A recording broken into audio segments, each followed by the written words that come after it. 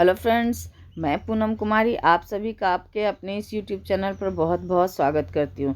दोस्तों, हम लोग जो है आज की इस पॉलिटिक की सीरीज़ में संसद के बारे में पढ़ेंगे। यानी संसद के कितने सदन हैं, कितने अंग हैं, उनकी क्या कार्य प्रणालियाँ हैं, कहाँ उनका जिक्र किया गया है। मूल रूप से आज की क्लास में हम लोग इन सब बातों को जानने का प्रयास करेंगे। तो आइए हम लोग आज की इस वीडियो के पहले प्रश्न की ओर बढ़ते हैं। तो दोस्तों, पहला प्रश्न है कि भारतीय संघीय व्यवस्थापिका को किस नाम से जाना जाता। तो भारतीय संघीय जो व्यवस्थापिका है दोस्तों, उसे हम लोग किस नाम से जानते हैं? तो उसे हम लोग संसद के नाम से जानते हैं। और दोस्तों, ये संसद जो है आपका सर्वोच्च विधायी निकाय है। यानी भारतीय संसद भारत की सर्वोच्च विधायी निकाय के रूप में जानी जाती है। और संसद के दो अंग हैं दोस्तों, एक लोकसभा और एक राज्यसभा। लोकसभा आपका निम्न सदन हो गया और राज्यसभा क्या हो गया दोस्तों? उच्च सदन हो गया आपका। और ये लोकसभा के यानी सदस्य जो है आपके यानी डायरेक्ट जो हम लोग वोटिंग करते हैं, हम जो प्रतिनिधि चुनते हैं दोस्तों, और वो उनके द्वारा ही जो है लोकसभा का गठन होता है। यानी उन सदस्यों के द्वारा ही जो लोकसभा का गठन होता है। और ये लोकसभा क्या है दोस्तों? अस्थाई सदन है। यानी प्रत्येक 5 वर्ष में क्या होता है? लोकसभा का चुनाव होता है और यह जो है फिर से इसका पुनर्निर्माण किया जाता है। और राज्यसभा जो क्या है दोस्तों? अस्थाई सदन है। यानी इसका जो विघटन नहीं हो सकता है। लोकसभा का तो प्रत्येक 5 वर्ष में होगा ही होगा, और बीच में भी जो है विघटन इसका हो सकता है राष्ट्रपति के द्वारा। तो इस प्रकार जो है लोकसभा और राज्यसभा अंग के रूप में है संसद के, और सदन के रूप में है। और अंग की अगर हम लोग बात करें तो आपका लोकसभा, राज्यसभा और राष्ट्रपति। तो ये अंतर मूल रूप से याद रखना दोस्तों कि अगर अंग पूछा जाए तो आपका लोकसभा, राज्यसभा और राष्ट्रपति होगा, और अगर सदन पूछा जाए तो लोकसभा और राज्यसभा इसका उत्तर होगा। चलिए अगला प्रश्न हम लोग देखते हैं कि भारतीय संसद के कितने सदन हैं। तो दोस्तों, भारतीय संसद के 2 सदन हैं आपके लोकसभा और राज्यसभा। तो राज्यसभा को ऊपरी सदन बोला जाता है दोस्तों, और लोकसभा को जो है निम्न सदन बोला जाता है। लोकसभा आपका अस्थाई सदन है और राज्यसभा जो आपका स्थायी सदन है। और लोकसभा की अधिकतम संख्या दोस्तों आपकी 552 सीटें हो सकती है, किंतु अभी वर्तमान में कितनी है? तो 543 सीटें हैं। और जो दो यानी होना तो रहता है दोस्तों 500 आपका 45, जिसमें कि 543 आपका डायरेक्ट मतदान के थ्रू जाता है, और 2 जो है एंग्लो इंडियन राष्ट्रपति मनोनीत करते हैं। किंतु इस 17वीं लोकसभा में क्या हुआ है दोस्तों? तो आपका ये जो 2 एंग्लो इंडियन राष्ट्रपति नामांकित करते थे, उनका इस बार नामांकन नहीं हुआ है। उनका चुनाव यानी उनको स्थान नहीं दिया गया है आपका लोकसभा में। तो इसलिए अभी 543 सदस्य है। और राज्यसभा की अगर हम लोग बात करें तो 245 सदस्य हैं। यह अंतर भी आप लोग याद रखना। अगला प्रश्न है हमारा कि संसद के किस सदन को प्रतिनिधि सभा भी कहा जाता है। तो दोस्तों, लोकसभा को जो है संसद का प्रतिनिधि सभा भी कहा जाता है, क्योंकि हम लोग जो सार्वभौमिक मतदान का प्रयोग करते हैं दोस्तों, उस सार्वभौमिक मतदान के द्वारा जो प्रतिनिधि चुन करके हम भेजते हैं, उन्हीं के द्वारा क्या होता है? लोकसभा का निर्माण किया जाता है। तो इसीलिए इसे प्रतिनिधि सभा भी कहा जाता है।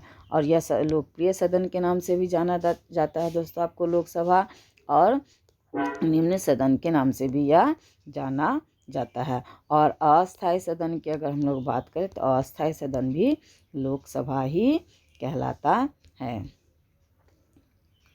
अगला प्रश्न है हमारा कि संसद का लोकप्रिय सदन है। तो आपका संसद का लोकप्रिय सदन कौन है दोस्तों? तो लोकसभा है। और इसके सदस्यों की संख्या कितनी है अभी वर्तमान में? 543 है, क्योंकि 545 होना था, और 2 एंग्लो इंडियन का 17वीं लोकसभा में जो है चुनाव यानी कि नामांकन नहीं हो पाया है राष्ट्रपति द्वारा। संसद का स्थायी सदन है। तो संसद का स्थायी सदन कौन है दोस्तों? तो राज्यसभा जो है संसद का स्थायी सदन है, क्योंकि यह कभी भी भंग नहीं होता है। इस अंतर को बिल्कुल याद रखिए दोस्तों। राज्यसभा कभी भंग नहीं होता। इसका 1/3 सदस्य यानी इसके सदस्यों का कार्यकाल होता है 6 वर्ष का दोस्तों। राज्यसभा का कार्यकाल नहीं होता, इसके सदस्यों का कार्यकाल 6 वर्ष का होता है। और प्रत्येक 2 वर्ष पर जो है आपका 1/3 सदस्य जो है आपका रिटायर होते हैं, मतलब अवकाश प्राप्त करते हैं। तो इसलिए राज्यसभा क्या है, कभी भंग नहीं होती है, इसलिए इसे क्या क्या कहा जाता है दोस्तों? स्थायी सदन कहा जाता है। और चूँकि लोकसभा भंग की जाती है दोस्तों, यानी प्रत्येक 5 वर्ष पर तो इसका चुनाव हम लोग करते हैं। चुनाव मतदान का प्रयोग करके लोकसभा का कार्यकाल यानी 5 वर्ष का ही होता है। और हम लोग जो चुनाव के द्वारा प्रतिनिधि भेजते हैं प्रत्येक 5 वर्ष पे, यानी कि प्रत्येक 5 वर्ष पे लोकसभा क्या होता है दोस्तों? आपका भंग होता है। इसके बीच भी जो है राष्ट्रपति भंग कर सकता है आपका प्रधानमंत्री की अनुशंसा पर, या उसे लगे कि संवैधानिक कोई गतिरोध है तो आप उस पर भी राष्ट्रपति इस पर इसको भंग कर सकता है। इसलिए लोकसभा को अस्थायी सदन कहा जाता है। अगला प्रश्न है हमारा कि भारतीय संसद बनती है। तो भारतीय संसद कैसे बनती है दोस्तों? तो लोकसभा, राज्यसभा एवं राष्ट्रपति के द्वारा भारतीय संसद का निर्माण किया जाता है। तो भारतीय संसद के अंग कौन है दोस्तों? लोकसभा, राज्यसभा और राष्ट्रपति। राष्ट्रपति जो हमारे देश के प्रथम नागरिक है दोस्तों, ये आपके संसद के भी अंग के रूप में जाने जाते हैं। अगला प्रश्न है हमारा कि निम्नलिखित में से कौन सा एक प्रावधान भारतीय संविधान के अंतर्गत संसद, भारतीय संसद के दोनों सदनों की संयुक्त बैठक किस संबंध में के सदस्यों के विशेषाधिकार और उन्नतियों को निर्धारित करता है? सॉरी दोस्तों, कुछ प्रिंटिंग मिस्टेक है, यहाँ पर कुछ एक्स्ट्रा जुड़ गया है। आइए हम लोग इसको सही करते हैं। प्रश्न होगा दोस्तों कि निम्नलिखित में से कौन सा एक प्रावधान भारतीय संविधान के अंतर्गत संसद के सदस्यों के विशेषाधिकारों तथा उन्मुक्तियों को निर्धारित करता है? ये आपका गलत हो गया दोस्तों, ये एक्स्ट्रा जुड़ गया है। तो आपका प्रश्न होगा कि निम्नलिखित में से कौन सा एक प्रावधान भारतीय संविधान के अंतर्गत जो संसद के सदस्यों के विशेषाधिकार तथा उन्मुक्तियों को निर्धारित करता है? तो दोस्तों यह जो अनुच्छेद हो जाएगा आपका 105, यानी बी ऑप्शन इसका सही जवाब हो जाएगा दोस्तों। संसद के दो विशेषाधिकार बताए गए हैं दोस्तों। पहला है संसद में भाषण देने का अधिकार, भाषण देने का अधिकार, तो ये हो जाएगा पहला विशेषाधिकार दोस्तों।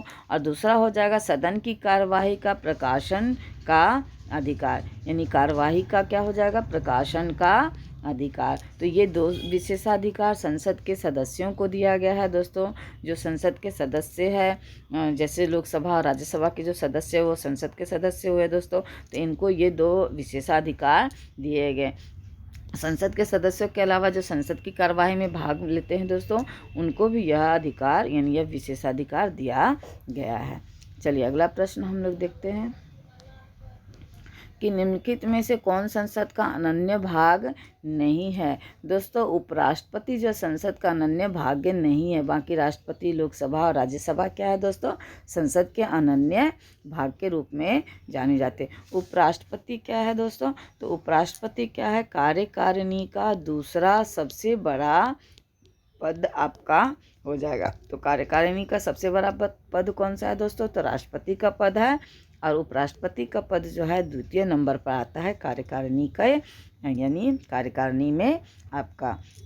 तो आपका दूसरा सबसे बड़ा जो पद है उपराष्ट्रपति का, यह क्या है? संसद का अनन्य भाग नहीं है। अगला प्रश्न है हमारा कि भारत के संविधान में कहा गया है कि भारत की संसद के 3 अंग होते हैं। इनमें से एक अंग है लोकसभा, दूसरा अंग है राज्यसभा, तो तीसरा अंग कौन सा है दोस्तों? तो सिंपल है बहुत, राष्ट्रपति जो है इसका तीसरा अंग है आपका संसद का। अगला प्रश्न है हमारा कि भारतीय संसद के कितने अंग है। तो दोस्तों अंग पूछा जा रहा है तो अंग हो जाएगा आपका 3, लोकसभा, राज्यसभा और राष्ट्रपति। और सदन अगर पूछे तो 2 हो जाएगा। तो यहाँ सदन नहीं पूछा जा रहा, अंग पूछा जा रहा, तो आपका 3 अंग हो जाएगा, आपका लोकसभा, राज्यसभा और राष्ट्रपति। अगला प्रश्न है कि भारतीय संविधान के किस अनुच्छेद में कहा गया है कि संघ के लिए एक संसद होगी जो राष्ट्रपति और दोनों सदनों से मिलकर बनेगी। तो किस में कहा गया है दोस्तों? तो अनुच्छेद जो है 79 में यह कहा गया है कि भारतीय संविधान में एक संसद होगी जो कि राष्ट्रपति और दोनों सदनों यानी लोकसभा और राज्यसभा से मिलकर बनेगी। अगला प्रश्न है हमारा, निम्नलिखित कथनों में से कौन असत्य है? तो कौन असत्य है यह बताना है दोस्तों। तो आपका लोकसभा यानी ऑप्शन देखते हैं कि लोकसभा को संसद का प्रथम सदन कहा जाता है। तो दोस्तों ये आपका यानी कि असत्य हम लोगों को बताना है। राज्यसभा को संसद का द्वितीय सदन कहा जाता है। राज्यसभा एक अस्थायी सदन है। दोस्तों राज्यसभा अस्थायी सदन नहीं है बल्कि स्थायी सदन है। क्यों? क्योंकि राज्यसभा कभी भी भंग नहीं होती है दोस्तों। और इसका जो यानी इसके सदस्यों का कार्यकाल होता है 6 वर्षों का। और यह प्रत्येक सदस्य जो है यानी ये प्रत्येक 2 वर्ष में 1/3 सदस्य जो है अवकाश प्राप्त करते हैं। तो चूँकि राज्यसभा कभी भंग नहीं होती तो इसलिए ये स्थायी सदन है। तो आपका ये आंसर इसका ऑप्शन गलत हो जाएगा। चलिए अगला प्रश्न देखते हैं कि निम्नलिखित कथनों में से कौन सही है। तो लोकसभा भारतीय जनता की प्रतिनिधि सभा है दोस्तों, बिल्कुल सही है। राज्यसभा संसद का उच्च सदन है, ये भी सही है। राज्यसभा राज्यों की प्रतिनिधित्व करता है, ये भी सही है। तो उपयुक्त सभी हो जाएगा इसका आंसर। अगला प्रश्न है हमारा कि संसद का निम्न सदन व उच्च सदन क्रमशः है। तो निम्न सदन तो आपका हो जाएगा दोस्तों लोकसभा और एवं उच्च सदन हो जाएगा आपका राज्यसभा। तो आपका बी ऑप्शन सही हो जाएगा। लोकसभा को प्रतिनिधि सभा भी कहते हैं दोस्तों। लोकसभा को आपका निम्न सदन, प्रतिनिधि सभा और लोकसभा क्या है दोस्तों? अस्थाई है। और राज्यसभा क्या है दोस्तों? स्थायी है। इसे उच्च सदन कहा जाता है। और इसका जो है भंग नहीं, यह यानी राज्यसभा का भी भंग नहीं होता, इसलिए यह स्थायी सदन के रूप में जानी जाती है। अगला प्रश्न है इसकी संसद को भंग करने के लिए कौन सक्षम है? तो दोस्तों ओनली वन आपके राष्ट्रपति जो संसद की बैठक बुला सकते हैं और बैठक को स्थगित भी कर सकते हैं, यानी बैठक बुला भी सकते हैं, संसद के बैठक को स्थगित भी कर सकते हैं और संसद को क्या कर सकते हैं? लोकसभा को भंग भी कर सकते हैं। तो ये पावर राष्ट्रपति हमारे महामहिम को दी गई है हमारे संविधान में। अगला प्रश्न है हमारा कि भारतीय संसद की संप्रभुता प्रतिबंधित है। तो न्यायिक समीक्षा से जो है भारतीय संसद की संप्रभुता प्रतिबंधित है। दोस्तों हमने संसदीय प्रणाली जो है इंग्लैंड से ग्रहण की है, किंतु इंग्लैंड में क्या है दोस्तों कि संसद जो है सर्वोच्च है, किंतु हमारे यहाँ संसद सर्वोच्च नहीं। हमारे यहाँ न्यायिक समीक्षा की व्यवस्था की गई है, यानी कि संसद के द्वारा जो भी विधि बनाई जाती है, चाहे आपका यानी कि संसद के द्वारा बनाया जाए या राज्य विधानमंडलों के द्वारा बनाई जाए कोई भी कानून, तो उसकी न्यायिक समीक्षा का अधिकार किसे है दोस्तों? तो आपका सर्वोच्च न्यायालय यानी सुप्रीम कोर्ट और हाई कोर्ट को जो है इसकी न्यायिक समीक्षा का अधिकार दिया गया है। तो इससे क्या होता है दोस्तों, संसद की जो संप्रभुता है वो क्या होता है आपका सीमित होती है, यानी संसद की संप्रभुता सीमित होती है न्यायिक समीक्षा के द्वारा। तो आपका ये बी ऑप्शन इसका सही जवाब हो जाएगा। अगला प्रश्न है कि संसद के कितने सत्र होते हैं? तो दोस्तों संसद के 3 सत्र होते हैं। आपका एक बजट सत्र, मॉनसून सत्र और शीतकालीन सत्र। तो आपका उपयुक्त सभी हो जाएगा। अगला प्रश्न है हमारा कि संसद के 2 क्रमिक अधिवेशनों के बीच अधिकतम कितने समयांतराल की अनुमति है। तो 6 महीने के अंतराल की अनुमति होती है दोस्तों आपका संसद के 2 सदनों के 2 आपके अधिवेशनों के बीच में। अगला प्रश्न है हमारा कि भारतीय संसद के दोनों सदनों की संयुक्त बैठक किस संबंध में होती है। तो दोस्तों साधारण विधेयक से संबंधित संसद के दोनों सदनों की बैठक होती है। अगर किसी विधेयक से संबंधित कोई सहमति दोनों सदनों के बीच नहीं होती है दोस्तों, तो वहाँ राष्ट्रपति क्या करते हैं, संयुक्त बैठक बुलाते हैं। लेकिन संयुक्त बैठक तो दोस्तों राष्ट्रपति बुलाएंगे, लेकिन इसकी अध्यक्षता कौन करेगा दोस्तों, तो लोकसभा का अध्यक्ष जो है इसकी अध्यक्षता करेगा। तो कभी ऐसा नहीं करना कि बैठक बुलाने के बारे में पूछा जाए और आप अध्यक्षता के बारे में आंसर दे देना। अध्यक्षता आपका हमेशा लोकसभा का अध्यक्ष करेगा, किंतु बैठक बुलाने की यानी संयुक्त बैठक कौन बुलाएगा दोस्तों, तो राष्ट्रपति जो है संयुक्त बैठक बुलाएंगे।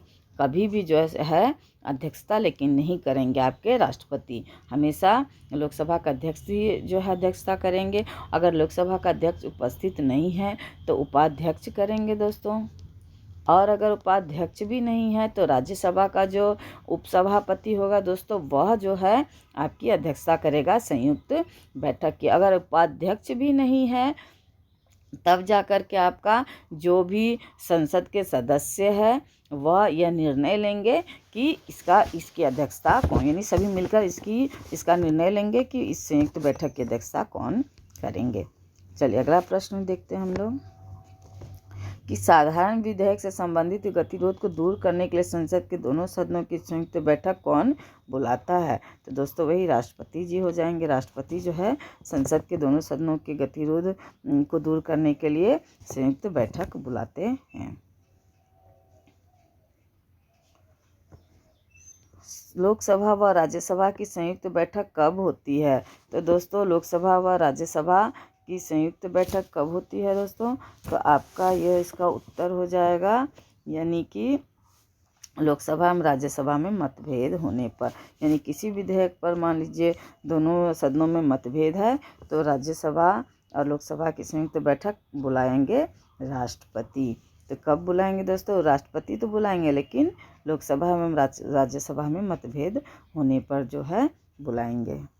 अगला प्रश्न है हमारा कि संसद के दोनों सदनों के साथ साथ बैठने पर निम्न होता है। तो संसद के दोनों सदनों के साथ साथ बैठने पर क्या होता है दोस्तों, तो एक बिल जिस पर दोनों सदन सहमत ना हो उस पर क्या होता है, विचार करना होता है, और उसे क्या करना होता है दोस्तों, विचार करके पास करना होता है। संयुक्त बैठक का यही रीज़न होता है।